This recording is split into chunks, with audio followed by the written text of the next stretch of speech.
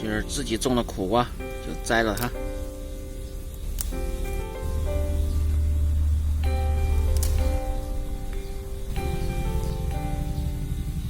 这样做的苦瓜口感清脆不苦，好吃有窍门。喜欢的朋友可以试着做下，味道非常的不错，全家人都抢着吃。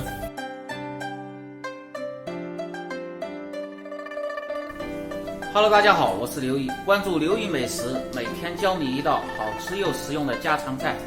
今天分享的是凉拌苦瓜，把苦瓜清洗干净。做凉拌苦瓜，主要是选择这种新鲜、比较嫩的苦瓜，吃着口感更好。这是我们园里自己种的苦瓜，夏天吃着非常不错的一个蔬菜，有清热、解毒等等很多的功效。把清洗干净的苦瓜切去两头，中间破开。用勺子挖去里边这个瓤，把这个瓤一定要挖干净，要不然会很苦。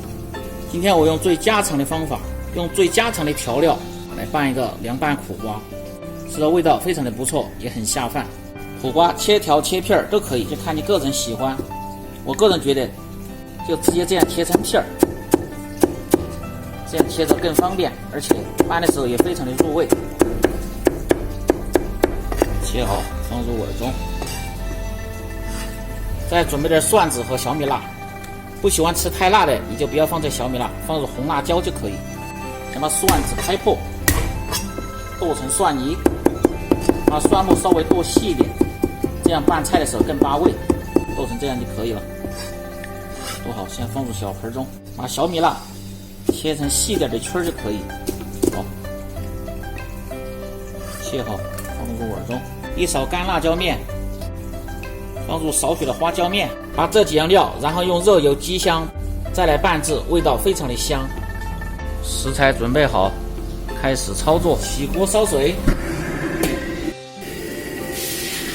放入少许的盐、色拉油，使烫出来的苦瓜翠绿不变色。水开下入苦瓜，大火烧开，烫40秒即可。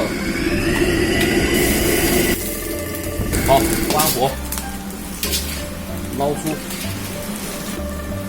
放入凉水中过凉，这样吃了苦瓜的口感更脆。把凉透的苦瓜控水，起锅放入葱油，用热油激香，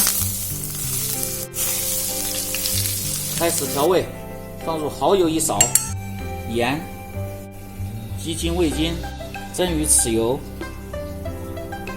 少许的香油，陈醋适量。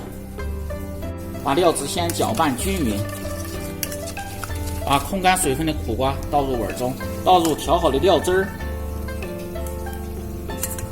翻拌均匀即可食用。拌好放入盘中。凉拌苦瓜就做好了，清脆爽口，好吃又下饭。